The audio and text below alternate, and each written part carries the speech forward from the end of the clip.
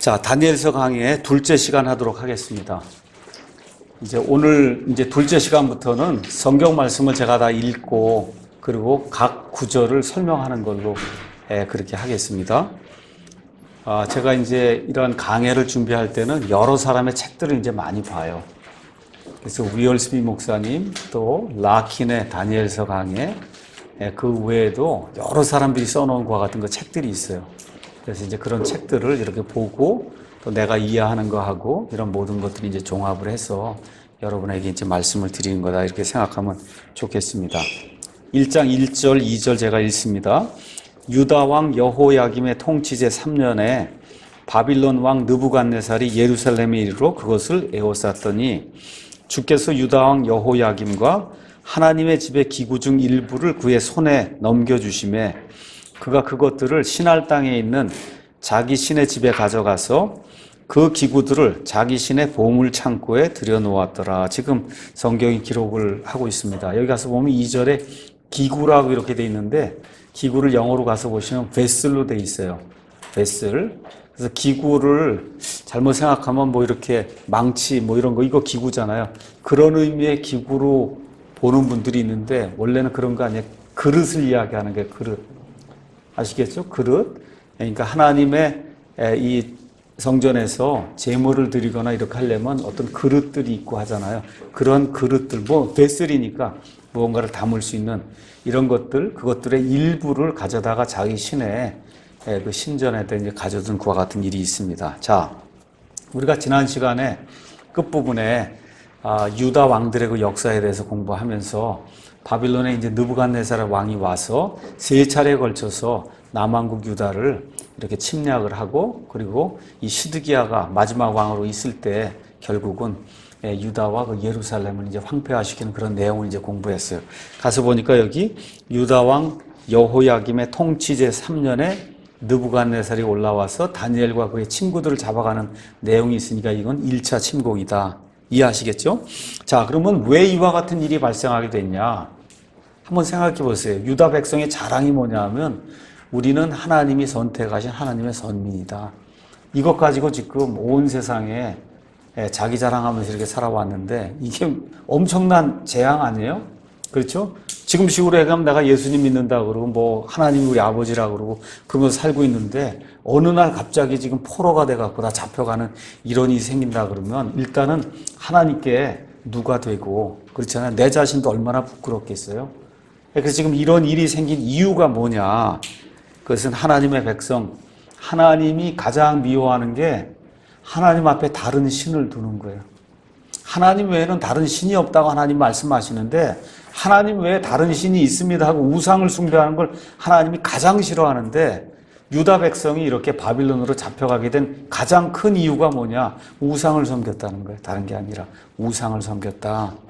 그 다음에 또 하나는 이스라엘 백성 하나님의 공의와 공평을 이렇게 집행해야 될 그와 같은 의무를 지니고 있는데 지금식으로 이야기하면 부의 이렇게 양극화 현상이 엄청나게 심하게 일어나면서 이 가난한 사람들 배려하지 않고 이 부유한 사람들이 모든 걸 다 독점하면서 이 나라가 공의 실현을 볼 수 없는 그와 같은 나라로 전락되면서 그래서 결국은 하나님이 하나님의 백성으로서의 역할을 하지 못하는 그와 같은 백성을 심판하시기 위해서 바빌론 포로 생활이라고 하는 극단적인 처방을 내리는 게 이 안에 기록이 되어 있습니다. 출애굽기 15장 한번 가서 잠깐 보겠습니다. 출애굽기 15장 가서 보시면 이집트 땅에서 석박 가운데 거하던 그 이스라엘 백성을 하나님이 모세를 통해서 인도하시고 그리고 인도하신 이후에 시내산에 가서 하나님의 백성으로 삼으면서 하나님이 계약을 맺는 그와 같은 내용이 그 안에 기록이 되어 있습니다. 19장 5절 가서 보니까 그러므로 이제 너희가 참으로 내 목소리에 순종하고 내 언약을 지키면 너희는 내게 모든 백성들보다 뛰어난 특별한 보물이 되리니 이는 온 땅이 내 것이기 때문이라. 세상에 많은 백성들이 있다는 거예요. 그 모든 백성들 위로 올라가는 하나님의 특별 보배가 된다고 하나님이 말씀해 주셨어요. 또 너희는 내게 제사장 왕국이 되며 제사장은 하나님과 사람 사이의 중간에 서서 이런 일들을 중재하는 게 제사장이잖아요. 그 많은 백성들이 있고 많은 왕국들이 있는데 하나님께서 특별히 이스라엘만을 그 중간에 쓸 수 있는 화해 역할하고 중재 역할하는 이와 같은 제사장 왕국이 되도록 그렇게 만들어 주신다는 거예요. 또 거룩한 민족이 된다. 이스라엘 백성이 뭐가 깨끗해서 거룩한 민족이 되는 게 아니라 거룩하다고 하는 말은 하나님이 특별히 구분한 민족이 된다는 거예요. 이 세상에 지금 뭐 한 민족이 한 200개, 300개가 된다. 그 가운데 이스라엘만 하나님이 따로 구분한 그런 민족이 된다는 거예요.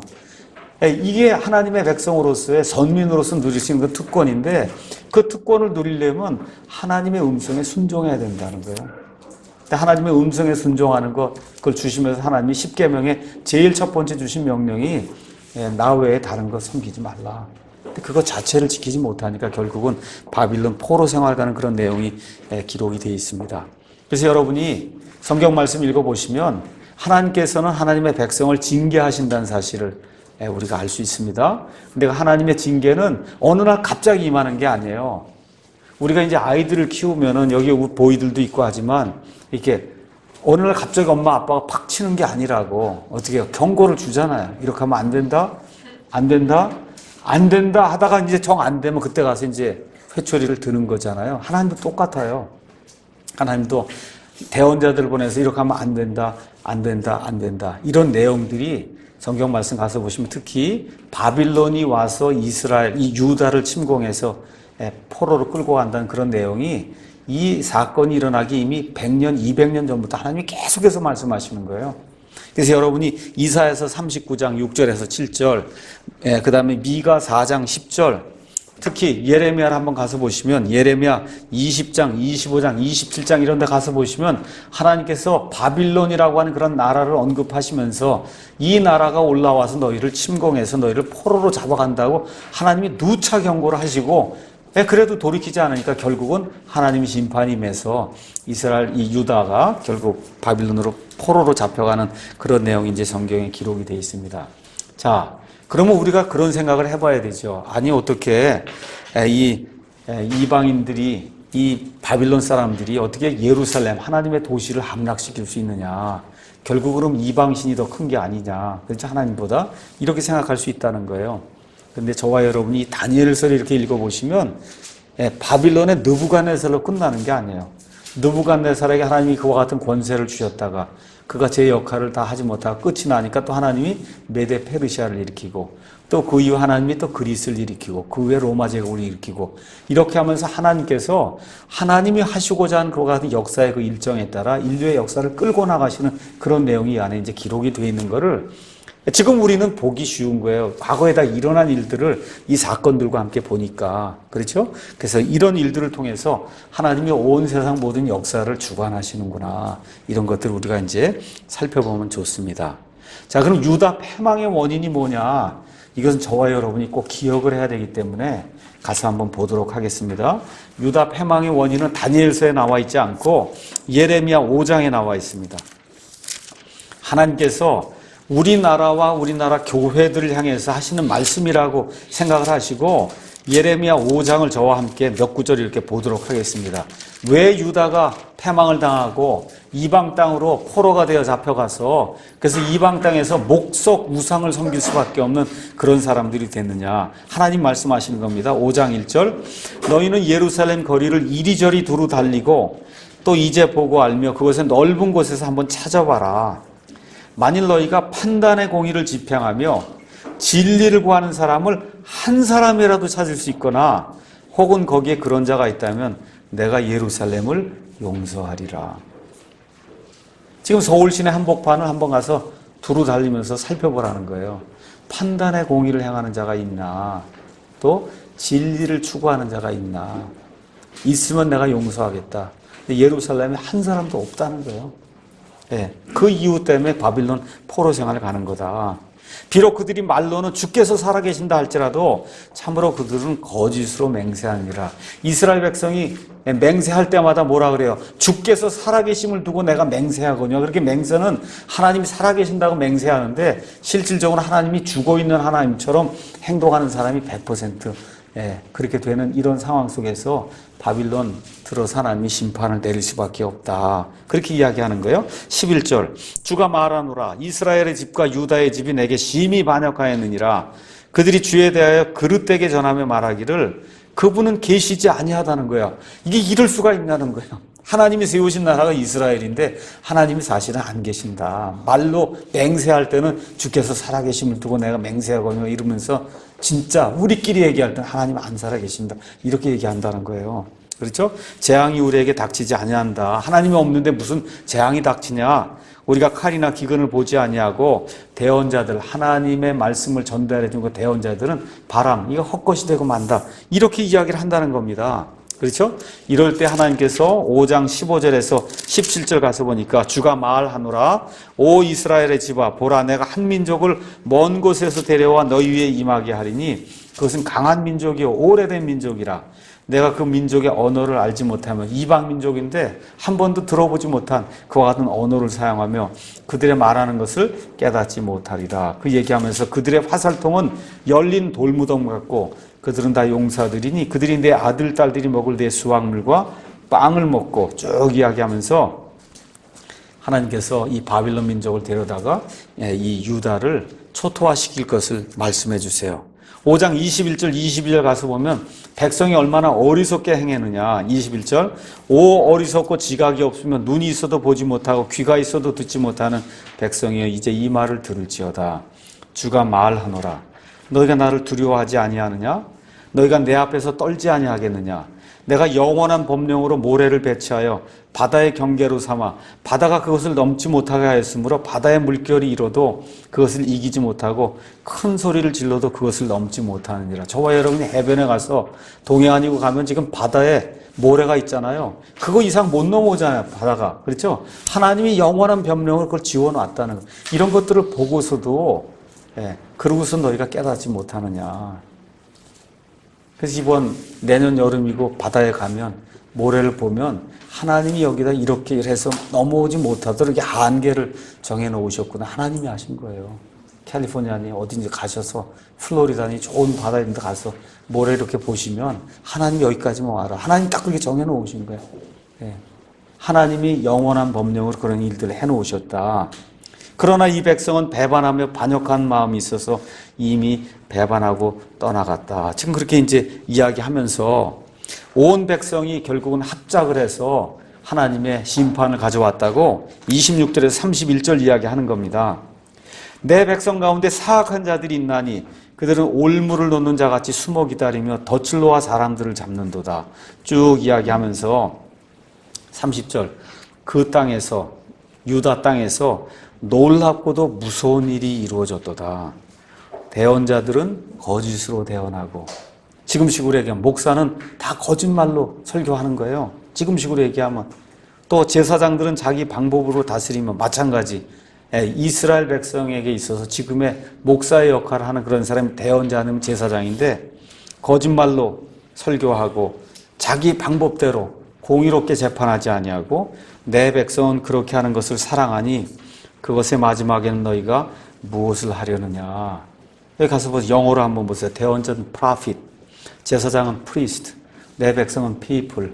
그래서 3P가 아시죠? 3P가 합작을 해서 그래서 하나님의 진노를 지금 이렇게 가져온다는 거예요. 3P 아시겠죠? 그래서 우리나라에 지금 돌아가고 있는 교회의 현실이 지금 이거하고 똑같아요. 목사와 성도들이 무지하기 때문에 하나님의 심판이 임할 수밖에 없는 그런 상황이다. 요 근래에 어느 분이 지난주에 편지를 보내왔더라고요. 우리 딸이 지금 학교에 갔더니 12월 20일인가 무슨 여자가 예언했는데 불바다가 돼서 이북이 다 쳐들어와 갖고 이렇게 된다는데 아빠 이거 불안해서 살겠냐. 그래서 한번 목사님에게 물어봐라. 그래서 저한테 묻는 이메일을 보낸 거예요. 그래서 그런 사기꾼들에게 현혹을 당하지 말고 정신 똑바로 차리고 예수 믿으십시오. 하나님이 언제 그런 가짜 여자 대언자들을 통해서 12월 20일이고 이제 이북이 쳐들어오고 그런 내용을 언제 가르쳐요, 하나님이? 그렇지 않습니까? 어떻게 우리 이 인천에도 뭐 무슨 안 장로교회라고 무지무지 큰 교회가 있어요. 뭐 동양 최대의 성전을 졌다 그러고 그 교회도 그냥 다 퍼져나가고 사람들이 12월에 지금 난리가 난다. 이게 도대체 말이 되는 얘기냔 말이에요. 그렇죠? 하나님의 계시는 AD 90년경에 이 요한계시록을 끝으로 하나님이 직접 주는 계시는 없는 거예요. 우리가 시대의 상황은 판단해 볼 수 있어요. 아, 북한에 무슨 일이 일어날 수 있다. 이런 건 판단해 볼 수 있거든요. 그렇죠? 에볼라 바이러스로 이게 창궐하는 걸 보면 아, 이게 세상에 좋지 않은 그런 징조가 일어나고 있구나. 이런 것도 우리가 판단해 볼 수 있지만 날짜를 지목해서 사람들 이렇게 현혹하는 이런 거짓 가짜들은 주목을 하고 내쫓아야 돼요. 우리나라 땅에서. 그래야 우리가 살 수 있는 거예요. 그래서 거기 가니까 어떤 사람이 답을 써놨더니 인터넷에 이제 이 여자가 이제 그때 가서 이제 전쟁이 안 일어나면 어떻게 대답할 거냐 답이 나와 있어요. 하나님이 회개하는 걸 보고 심판을 연기했다는 거예요. 항상 답이 그렇게 돌아가는 거라 이게.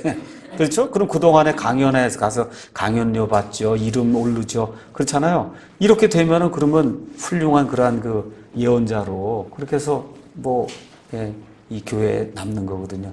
이러한 악한 일들 지금 이 예레미야 대언자를 통해서 얘기하는 거예요.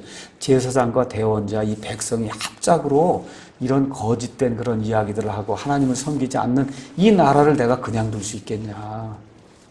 저와 여러분이 살고 있는 이 한국이라는 나라가 하나님께서 정말 복을 주셔서 지난 50년 동안 세계 가장 빈곤한 그런 국가에서 지금 세계 경제 10대 대국에 올라설 수 있는 이런 나라로 지금 바뀌었어요. 우리가 열심히 한 거 사실이에요. 그럼에도 불구하고 하나님이 우리를 불쌍히 여기지 않으시면 그 불가능한 일이에요. 그런 일이. 그러니까 하나님이 우리를 위해서 어떤 일을 하셨는가 제대로 생각하고 특히 이 목사들이 정확하게 성경 말씀을 가지고 이 백성에게 하나님의 공의를 집행하라고 이야기하고 교회 안에서 진리를 이렇게 가르치지 않으면 그러면 이와 같은 심판이 하나님의 집에서 시작이 될 수밖에 없다. 역사는 계속해서 반복이 되는데 사람들은 그 역사 속에서 배우는 것이 하나도 없다. 어떤 사람이 그렇게 이야기를 했거든요. 그래서 하나님의 백성에게 이런 일들이 일어난 것을 우리가 교훈으로 삼아서 정말 우리 목사나 아니면 우리 모든 성도들 사실 하나님 앞에서는 목사나 성도 무슨 계급이 있는 게 아니거든요. 목사의 직무를 수행하는 형제야 저도. 여러분들 형제 자매고 그렇지 않습니까? 이 모든 사람들이 하나님이 우리에게 주신 것 같은 책무, 특히 마지막 때 어떤 책무를 주셨는가 생각을 잘하고 그러고선 하나님이 기뻐하신 그런 일을 하지 않으면 그러면 하나님의 징계가 임하게 되는 거다.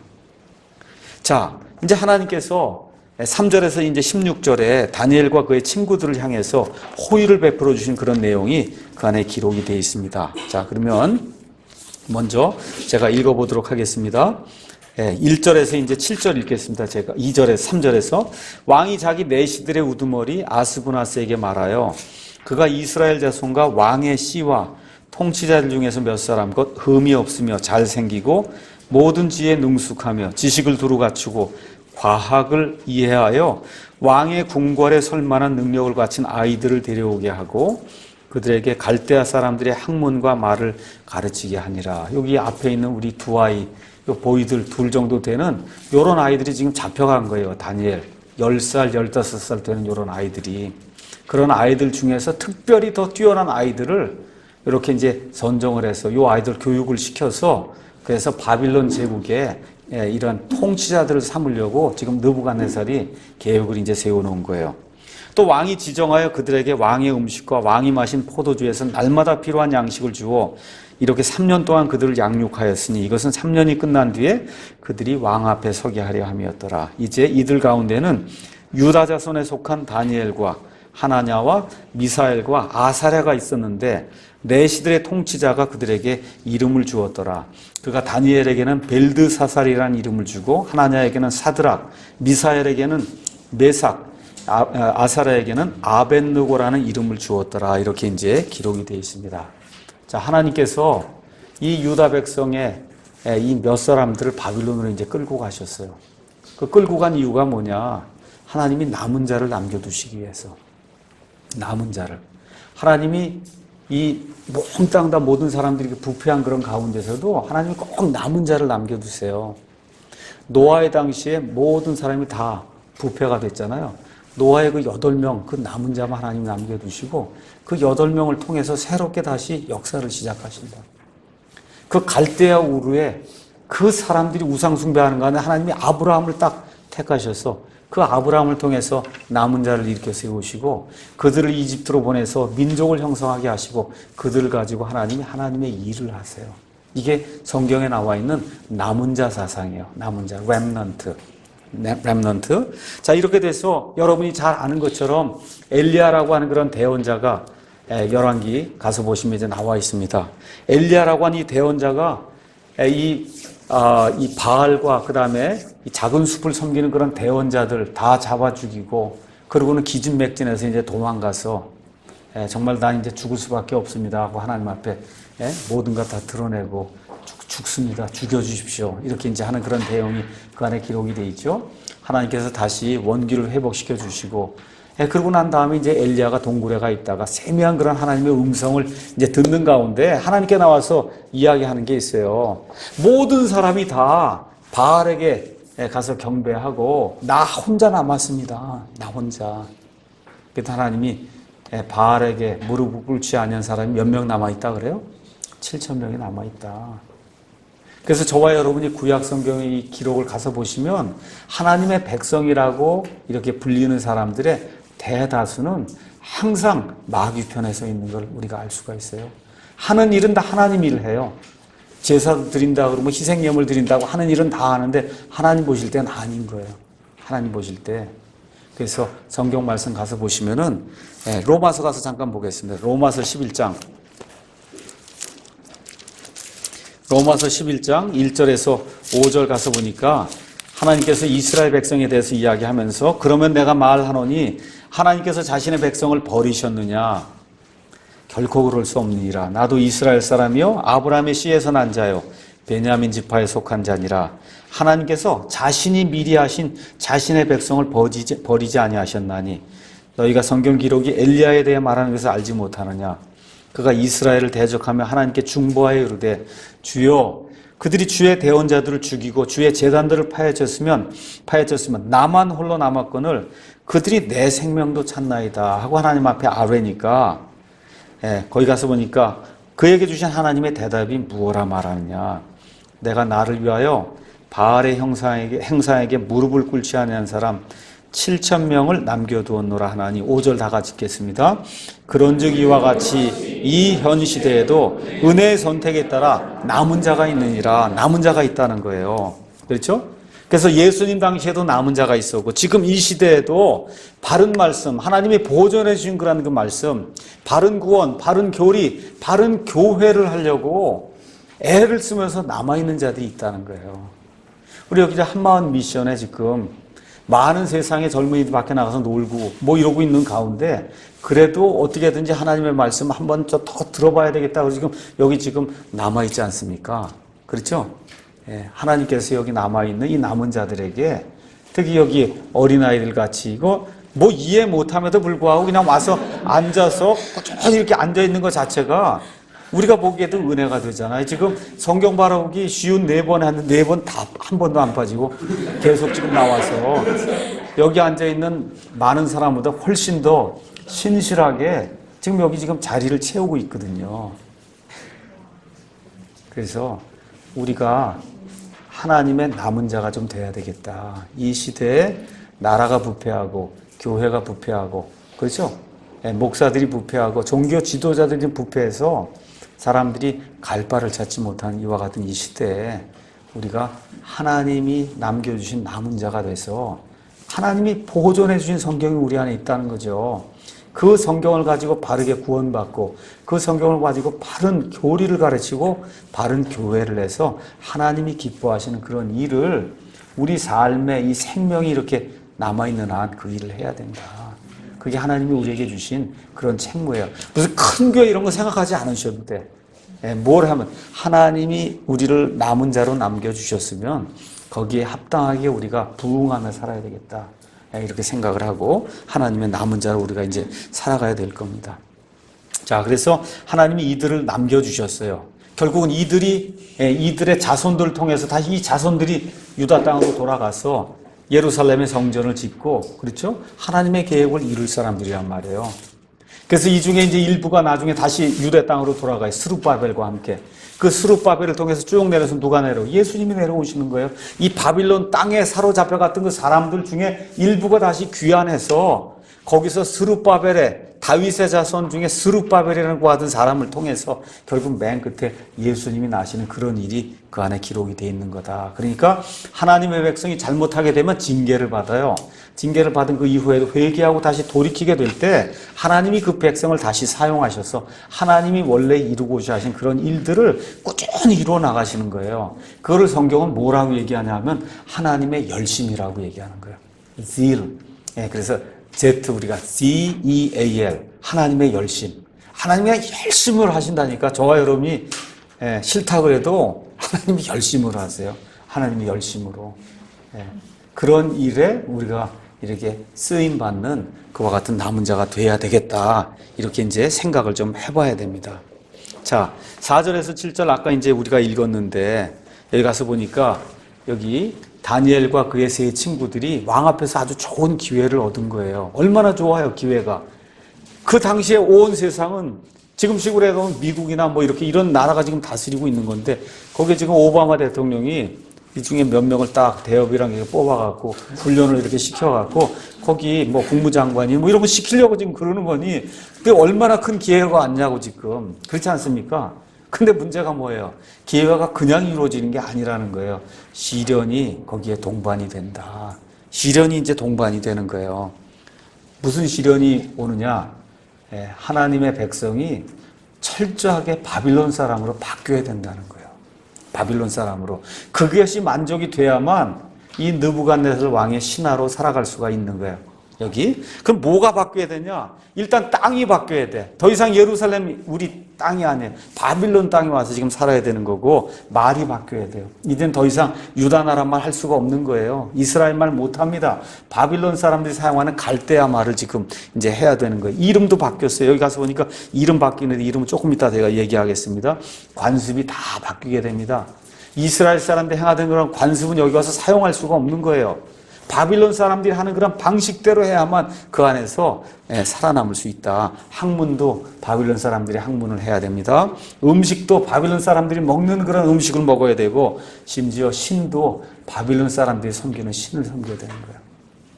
지금 기회가 오긴 온 거예요. 너무 좋은 기회가 왔는데 완전히 바빌론 사람이 돼야만 이런 일이 생길 수 있는 이와 같은 시련이 이들 앞에 이제 닥치게 된 겁니다. 자, 그래서 이제 바빌론 왕이 이 사람들을 아주 그냥 이 머리끝부터 발끝까지 완전히 바빌론 사람으로 만들어 놓기 위해서 과정을 신설했어요. 그 과정이 3년 과정이야. 3년 동안에 완전히 몽땅 다 이 사람이 영과 혼과 육을 바빌론 사람으로 만들어 놔라. 이와 같은 이제 명령을 받고 여기 아스브나스라고 하는 사람이 이 아이들이 이제 교육시키는 그런 내용이 이 아래 기록이 되어 있죠. 자, 이렇게 돼서 다니엘은 하나님이 나의 재판관이시다. 이런 뜻인데 이름을 벨드사살. 벨이 아까 이야기한 대로 바빌론의 신이거든요. 벨이 내 생명을 보호한다. 이름이 그렇게 바뀐 거예요. 자, 하나냐는 주께서 은혜를 보이신다. 이런 이름인데 사드락은 그 뜻이 뭐냐면 달신, 바빌론의 달신의 이름이 아쿠인데 아쿠의 명령대로 사는 자. 이렇게 이름을 바꿔준 거예요. 미사엘은 뜻이 누가 우리 하나님과 같으냐 이런 뜻을 가진 건데 메삭은 누가 아쿠와 같으냐 이렇게 이름을 바꿔놓은 거예요. 다 이름을. 그 다음에 아사레는 주님은 나의 도움이시다 이렇게 됐는데 이름이 아벳느고, 느고는 여기 가서 보시면 느보의 종이다 이렇게 해서 결국 가서 보면 하나님을 다 이름에서부터 하나님을 다 제거하고 그리고 이방신의 이름이 그 안에 들어가니까 다니엘이 아니라 벨드사살, 아침부터 저녁까지 벨드사살. 그렇죠? 이런 방식으로 이 이스라엘 사람들의 모든 정신을 완전히 이름부터 시작해서 다 빼놓는 그와 같은 일이 이제 시작이 되는데 그게 자그마치 3년 동안 이제 진행이 되는 거다. 지금식으로 이야기하면 학교에 가면 진화론 배우는 거예요. 교회에 와서 하나님 말씀 보면 하나님이 6일 동안 무에서 모든 것을 창조하셔서 성경 가서 보니까 그것들의 종류대로, 소는 소대로, 그렇죠? 말은 말대로, 사람은 사람대로 모든 걸 다 달리 종류별로 하나님 만드셔서 여기서 하나님께서 직접 창조하셨다. 성경이 그렇게 이야기하는데 학교만 가면 무생명에서 생명이 나오고 아메바가 오랜 시간 지나니까 원숭이가 되고 원숭이에서 사람이 나온다는 거잖아요. 그렇잖아요. 또 그렇게 답을 써야 하잖아요. 나도 옛날에 어쩔 수 없이 그렇게 답을 썼는데 생물 시간에 어떻게 하겠어요. 공립학교 다니는데. 그렇잖아요. 이게 틀린 거라고 해도 어떻게 답은 써야 되니까 방법이 없잖아요. 이와 같은 삶을 이 바빌론 사람들이 유다 사람들에게 요구를 한 거다. 이해하시겠죠? 그러니까 얼마나 가슴이 답답했겠는가. 얼마나 가슴이 답답했겠는가. 근데 그런 답답함을 모르면서 학교 다니면서 그 진화론이 맞는 걸로 생각하는 크리스찬, 퀘스천 마크가 엄청 많아요. 과연 그게 크리스찬일까? 원숭이에서 사람 나온 걸로 그대로 믿는 그 신학자가 과연 크리스찬일까? 그렇게 믿는 그리스도인이라고 하는 사람이 과연 그리스도인일까? 한번 생각을 우리가 해봐야 됩니다. 지금 여기 다니엘과 그의 세 친구들에게 그 퀘스천 마크가 있었던 거예요. 이건 아니다. 그렇죠? 과연 우리가 세상에 살면서 세상이 가져다주는 그와 같은 문화 때문에 어쩔 수 없이 수용해야 될 그런 부분들이 있거든요. 그거 어쩔 수 없이 땅에 살기 위해서 수용을 하면서도 퀘스천 마크를 가져야 되고 크리스찬들은. 그래서 이건 아니다 하는 그런 퀘스천 마크를 가져야 되는 거예요. 자, 그래서 언어와 이름은 참고 이렇게 지낼 수 있었는데 문화는, 특히 종교적인 문화는 참기가 대단히 어려운 거예요. 왜 그러냐? 바빌론 사람들은 미신을 섬겼어요. 말 그대로 미신은 가짜 신을 섬기는 거예요. 없는 것 신을 섬기는 거예요. 어떤 신이냐? 이게 등에다 업고 다니는 신. 나무 토막으로 만들어갖고 그 등에다 업고 다니고 수레에다 싣고 다니는 그걸 신이라고 섬겼다고. 지금식으로 얘기하면 부처, 마리아 이런 것을 형상 만들어 놓고 그러고선 섬기는 거, 그게 가짜 신이잖아요. 그렇지 않습니까? 예, 이런 걸 섬기는 거예요. 그러니 다니엘과 그의 세 친구들이 이런 신을 섬기는데 거기 가서 경배하고 엎드릴 수 있겠냐고. 이게 커다란 것과 같은 문제가 이제 생긴 거예요. 근데 또 무슨 문제가 생겼냐? 왕이 음식까지 지정을 해준 거예요. 내가 먹는 것 중에서 가장 좋은 거 이 아이들에게 주고 또 뭐도 줘요? 포도주도 주고. 이렇게 먹어라. 그렇게 이제 이야기를 한 겁니다. 자, 근데 왕의 음식은 1차적으로 누구에게 바쳐야 되냐? 바빌론 신에게 바쳐야 되는 거예요. 지금 우리 제사 지낼 때 하는 거랑 똑같은 거예요. 그렇죠? 제사 지낼 때. 예, 아버지 어머니가, 죽은 아버지 어머니가 와서 먹는다. 없어요, 그런 거. 예, 그럼에도 불구하고 우상에게 바치는 거거든요. 그렇죠? 특히 유대인들은 음식 규정이 대단히 심했어요. 여러분 가서 보시면 알지만 레위기 11장, 레위기 17장 10절에서 16절 이런 데 가서 보시면 유대 나라 사람들이 먹을 음식을 먹을 때 특히 이 짐승을 잡으면 피가 이제 나오잖아요. 피를 완전히 빼야 되는 거예요. 그래서 유대인들의 그런 음식 규정을 코셔 규정이라고 해서 코셔. 그래서 여러분들이 피클 이런 것도 이게 미국 가서 먹으면 코셔 피클이라는 게 있고 그런 거예요. 그건 유대인들의 그 규칙에 따라서 유대인들의 법에 합당하게 만든 그런 거를 코셔 피클, 그런 음식을 코셔 음식이라고 얘기하는 코셔, K-O-S-H-E-R 그렇거든요. 근데 이런 코셔 규정에 바빌론 왕이 먹던 그런 음식, 술 이런 건 다 맞지 않는 거라. 이런 문제가 이제 발생하게 된 겁니다. 자, 그러면 이런 문제를, 이런 시험을 어떻게 이길 건가? 여기 나와 있는 거를, 그래서 지금부터 2600년 전에 어떤 나라에서 어떤 사람들에게 일어난 그런 일이라고 생각하지 마시고 지금 이 시대, 이 시점에서 지금 우리가 살면서 당장 우리가 회사 가면 술 먹으라 그러고 아주 우리 옆에 이렇게 조교들도 이렇게 보고 그러면 우리 여자 조교들도 뭐 술 먹고 그러는 건 뭐 대수롭지 않게 다 먹더라고. 그래서 아니 니들 왜 먹냐고 그렇게 내가 오히려 이상해서 말이야. 그렇게 이야기하는데 지금 이게 우리가 살고 있는 사회에서 지금 우리가 당장 세상 나가면 사회생활하면 당장 해야 될 게 이런 문제거든요. 그렇잖아요. 그러니까 다니엘 2600년 전에 그 얘기를 하지 말고 지금 이 시간에 이 세상을 살아가면서 저와 여러분에게 닥치는 이 문제를 이 사람들의 예를 통해서 우리가 어떻게 극복을 해야 될 것인가, 이거를 우리가 영적으로 한번 생각을 해봐야 된다는 거예요. 로마서 12장 가서 보니까 사도 바울이 뭐라고 이야기하느냐. 로마서 12장 1절 2절에 우리 구원받은 성도들에게 사도 바울이 주는 권면의 말씀이 있어요. 그러므로 형제들아, 내가 하나님의 긍휼을 힘입어 너희에게 간청을 한다. 너희 뭘 압박하면서 얘기하는 게 아니라 내가 부드럽게 아주 간청을 한다는 거예요. 뭘 간청하냐? 너희는 너희 몸을 거룩하고 하나님께서 받으실 만한 살아있는 희생물로 드려라. 이것이 너희의 합당한 섬김이다.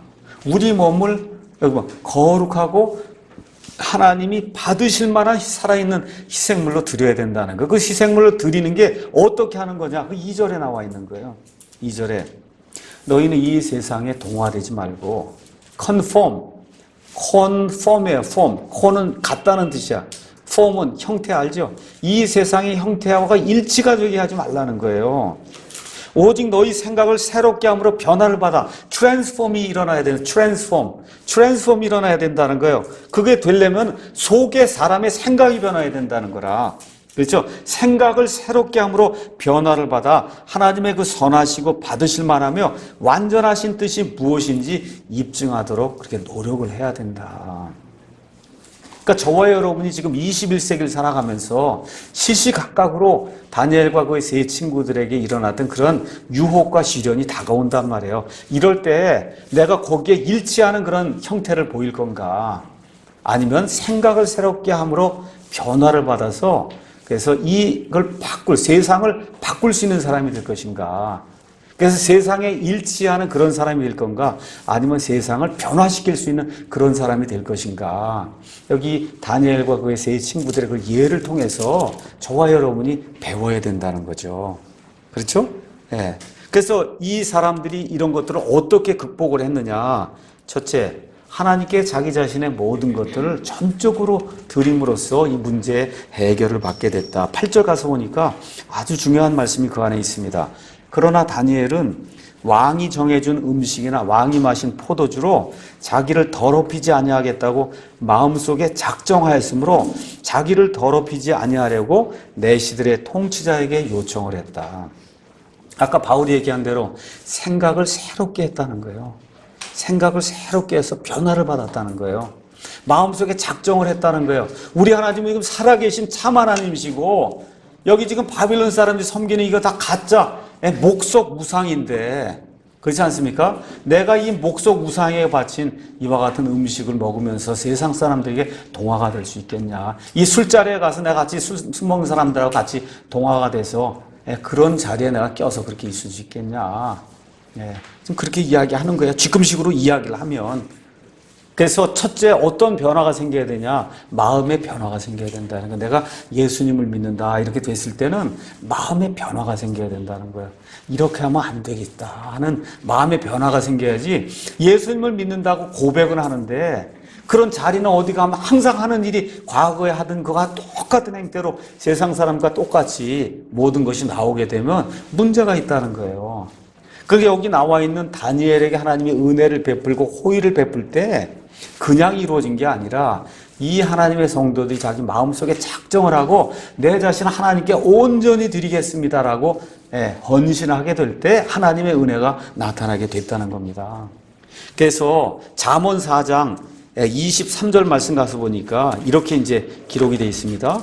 잠언 4장 23절 제가 읽어보겠습니다. 우리 젊은 사람들은 잠언 3장 4장을 많이 읽으셔야 돼.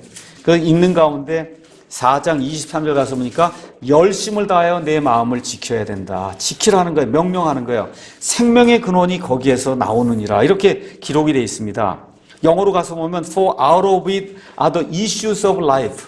삶의 모든 문제들이 거기서 나온다. 그래도 그냥 이슈 아시죠 여러분? 이슈. 그렇죠? 삶의 문제들이 거기서 나온다는 어디서? 마음에서. 그러니까 저와 여러분이 젊어서부터 마음을 지키기 위해서 애를 써야 되는 거예요. 애를 써야 된다. 이게 이루어지지 않으면 하나님의 호의를 받기가 대단히 어렵다는 거예요. 하나님이 아무에게나 그냥 은혜를 베풀어 주는 것이 아니라 하나님의 뜻대로 하나님을 기쁘게 하는 그런 삶을 살아야 되겠다고 마음에 작정하는 특히 우리 젊은이들 내가 지금부터 하나님을 정확하게 알고 하나님의 뜻에 따라 내가 거룩하게 하나님을 기쁘게 하는 그런 삶을 내가 한번 살겠습니다 하고 노력하고 작심하는 그런 사람들을 위해 하나님의 하늘의 선물로 이와 같은 호의를 베풀어 주신다는 거예요. 그렇죠? 창세기 39장에 가서 보시면 여러분 아는 것처럼 이 요셉이 이집트로 팔려갔어요. 그래서 보디발이라고 하는 사람의 집에 청지기가 됐습니다. 이 보디발이라는 이 남자에게 아내가 하나 있는데 가만 보니까 요셉이 미남이었단 말이에요. 요셉을 유혹하지 않습니까? 그렇죠? 요셉을 유혹해요. 어느 날 가보니까 아무도 없는 거예요. 그러니까 이 여자가 와서 요셉을 유혹하니까 요셉이 어떻게 해요? 옷을 다 팽개치고는 그리고 뛰어나가는 그런 일이 그 안에 발생하잖아요. 그렇지 않습니까? 거기 뭐라고 기록이 돼 있어요? 요셉이 뭐라고 이야기하느냐 하면 내가 어떻게 하나님 앞에 죄를 지을 수 있겠느냐. 요셉도 젊은 남자예요. 그렇잖아요. 이런 유혹이 지금 다가왔어요. 어떻게 마음의 작정을 한 거예요. 마음의 작정. 절대 이거 있을 수 없는 일이다. 그렇잖아요. 그리고 어떻게 돼요? 이 여자가 모함을 해갖고 그 남편이 들어와서 요셉을 옥에 가두잖아요. 그렇죠? 예. 강탈하려고 그랬다 그러고 이렇게 거짓말을 한 바람에 이것 때문에 억울하게 누명을 쓰고 감옥에 들어갔는데 그게 감옥에 들어가서 결국 총독이 되잖아요. 그 사람의 일을 하나님이 하나님을 기쁘게 하려고 그렇게 애를 쓰고 특히 젊은 사람들이 하나님을 기쁘게 하기 위해서 내 자신을 거룩하게 만들어서 하나님의 도구로 쓰려고 그렇게 노력하게 될 때 로마서 8장 28절에 있는 것처럼 하나님을 사랑하는 자들 곧 그분의 목적에 따라 부르심을 받은 자들에게는 모든 것이 합력하여 선을 이루느니라. 예. 이와 같은 약속의 말씀들이 이루어지도록 하나님이 우리의 모든 일들을 이렇게 합작을 해서 하나님이 원하시는 방향으로 가져가신다는 거예요. 그래서 우리 젊은 사람들에게 제가 부탁의 말씀을 저도 이제 한 나이가 한 55세 됐거든요. 젊을 때 과거에 지었던 그런 죄들 이런 거 생각하면 얼굴이 뜨거울 때가 많아요.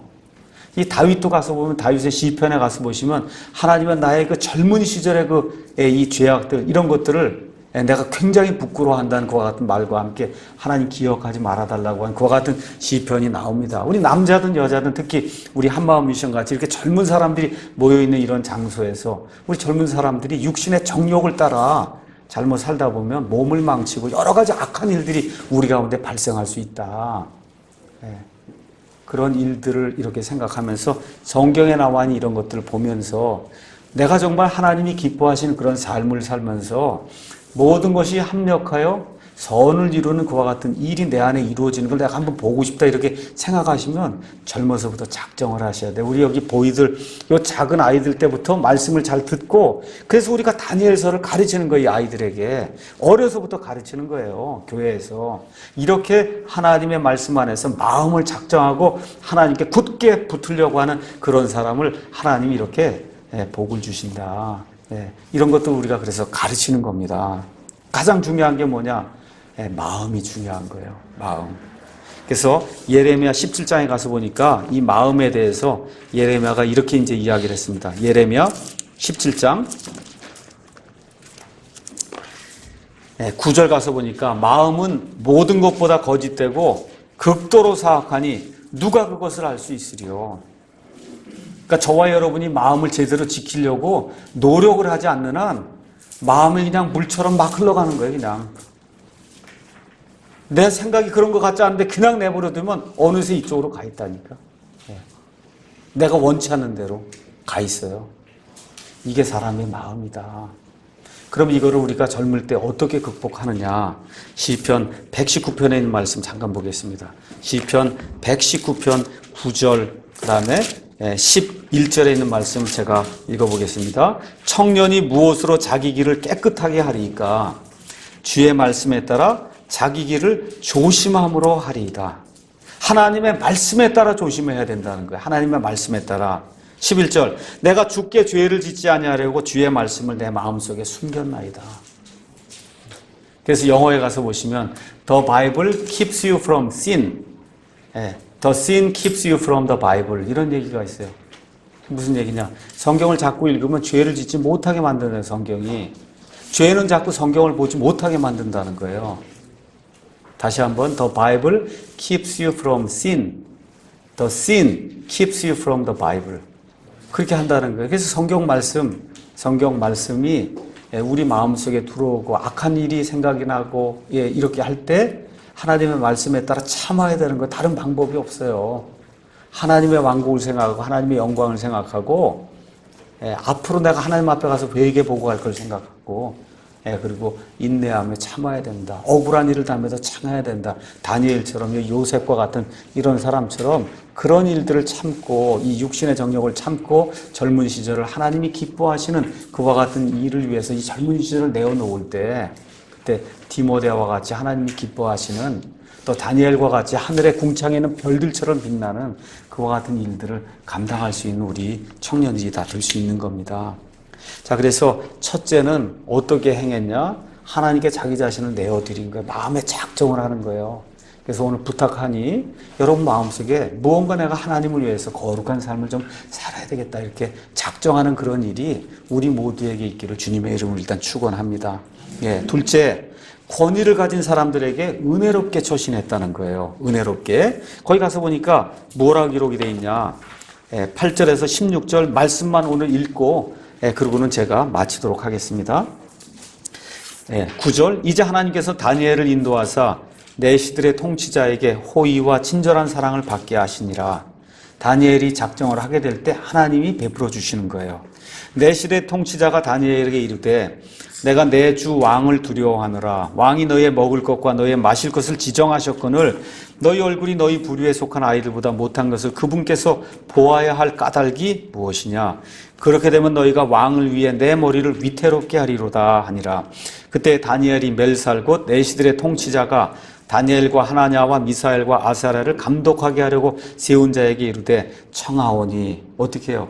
은혜롭게 부탁하면서 간청을 하잖아요. 그렇죠? 당신의 종들을 열흘 동안 시험하사 그들이 우리에게 콩을 주어 먹게 하고 물을 주어 마시게 한 뒤에 당신 앞에서 우리의 얼굴과 왕이 정해진 음식을 먹는 아이들의 얼굴을 관찰하게 하시고 당신이 보는 대로 당신의 종들에게 행하소서 하고 어떻게 해요? 은혜롭게 간청을 하잖아요. 그러니까 세상에 있는 그런 권위를 가진 사람들에게도 어떻게 해야 돼요? 세상의 모든 권위를 하나님이 주셨구나 이렇게 인정을 하고 정말 간청하는 그런 심정으로 예의를 갖추고 그래서 예의를 갖춰야 되는 거예요. 예의를. 이렇게 하면서 세상 사람들에게도 호감을 받을 수 있는 그와 같은 언행을 가지고 이 사람들 앞에 나가게 될 때 그 사람의 마음도 감화 감동에서 바뀌는 그와 같은 일이 이제 생기는 거죠. 이에 그가 이 일에서 그들의 말에 동의하여 열흘 동안 그들을 시험하더라. 열흘이 끝났을 때 그들의 얼굴이 왕의 정해준 음식을 먹은 모든 아이들보다 더욱 아름답고 살이 더욱 기름지게 보이니라. 이에 멜살이 그들에게 정해준 음식과 그들이 마실 포도주를 거두어 가고 그들에게 콩을 주니라. 이렇게 돼서 이 사람들이 3년 동안 왕의 이 우상에 바치는 그런 음식을 먹지 아니하고 지금식으로 얘기하면 렌틸 콩을 많이 이렇게 먹으면서 그래서 건강하게 하나님 주신 것과 같은 건강을 가지고 또 이 밑에 가서 보시면 하나님의 지혜와 지식과 이런 것들을 깨달아 알 수 있는 능숙함을 주셨다 그랬어요. 그럼 이 안에서 우리 아이들도 그렇고 공부를 좀 잘해야 되겠다. 세상에서 좀 뛰어난 뭐가 좀 돼야 되겠다. 음악도 뭐도 좀 잘해야 되겠다. 하나님께 간구하셔야 돼. 하나님의 능숙함을 주셔야 그래 우리 형제는 연기도 잘할 수 있는 거고 알겠죠? 음악도 잘하고 작곡도 잘하고 우리 대업이 뭐 경영하는 것도 다 잘하고 이렇게 해서 훌륭한 사람들이 돼야 되는 거예요. 우리 그리스도인들이 세상에서 훌륭한 사람들이 돼야 되는 거예요. 이 세상에서 루저가 되면 안 돼. 세상에서도 위너가 돼야 되는 거예요. 세상에서도. 다니엘이 루저가 아니잖아요 지금. 그렇지 않습니까? 이런 일들을 내 걸 가지고 다 하려고 그러지 말고 마음을 작정을 하고 하나님께 내 자신을 드려야 되겠다 하고 하나님을 바라보고 최선을 다해서 열심히 일하고 열심히 세상 생활을 하는 가운데 하나님이 우리와 함께 은혜를 베풀어 주실 때 이런 놀라운 일이 생기는 거다. 그렇지 않습니까? 그래서 이 렌틸 콩 이런 거 콩 여기 이제 펄스라고 나왔는데 지금식으로 얘기하면 렌틸 콩이에요. 렌틸 콩이 가서 보니까 세계 슈퍼 음식 5대 음식 중에 하나가 렌틸 콩이다. 콩이거든요. 하나님이 그렇게 콩을 또 달라고 하는 그런 지혜도 주니까 그러니까 콩을 달라고 그러지 않았겠어요. 그렇잖아요? 단백질도 있고. 그래서 옛날 사람들이 무슨 단백질 그런 거 뭐 그런 거 알았겠냐고 탄수화물 지금 다 분석하니까 그게 그렇다고 얘기하는 거지. 그렇지 않았겠어요? 그래도 이런 것들을 요구하면서 하나님을 기쁘게 하고 또 사람들을 기쁘게 해서 사람들을 살리는 그런 역할을 하는 그런 좋은 지도자가 되는 그런 내용이 이 안에 이제 기록이 되어 있는 겁니다. 그래서 저는 이제 다니엘서 이제 준비하기 위해서 쭉 한번 읽으면서 우리 한마음 미션, 또 우리 딸들도 그렇고, 우리 사위도 그렇고, 지금 다 나이가 비슷한 이런, 여기, 이 또래 이제 사람들인데, 우리 교회 청년들도 그렇고, 이런 이 말씀을 통해서 정말 마음을 하나님께 이렇게 가까이 하고, 작정을 하면서 하나님께서 함께 하셔서 정말 좋은 그러한 사람으로 이 세상을 살아갈 수 있도록 하나님이 도와주시기 바랍니다. 이렇게 간절히 기도하는 그러한 사람들이 우리 킹제임 성경을 쓰는 이러한 이 진영에서 많이 나오기를 그렇게 이제 고대하면서 제가 이 말씀을 이렇게 준비하고 있어요. 이런 일들이 한마음 미션에서 많이 일어나기를 예수님의 이름으로 축원합니다.